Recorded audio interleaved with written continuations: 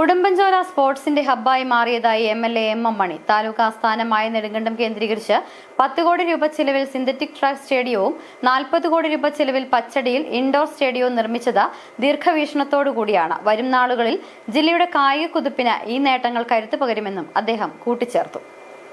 രണ്ട് സ്റ്റേഡിയങ്ങളാണ്. ഒന്ന് ഈ സ്റ്റേഡിയം, പച്ചടിയിൽ സ്റ്റേഡിയം.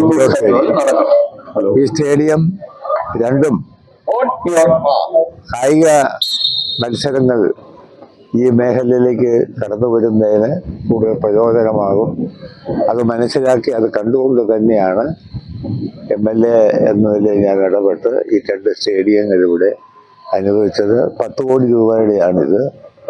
40 കോടിയുടെയാണ് പച്ചടിയിലെ സ്റ്റേഡിയം. അത് കായിക പ്രേമികൾക്ക് പുതിയ മത്സരം ഏർപ്പെടുത്താനും ഒരു വലിയ മുന്നേറ്റം ഈ രംഗത്തുണ്ടാക്കാൻ രണ്ട് സ്റ്റേഡിയവും സഹായിക്കും എന്നാണ് കരുതുന്നത്. ആ ലക്ഷ്യം വെച്ചാണ് ഈ രണ്ട് സ്റ്റേഡിയവും ഇവിടെ തുടങ്ങിയതെന്ന കാര്യം ഞാൻ ഈ അവസരത്തിൽ വ്യക്തമാക്കാൻ ആഗ്രഹിക്കുകയാണ്.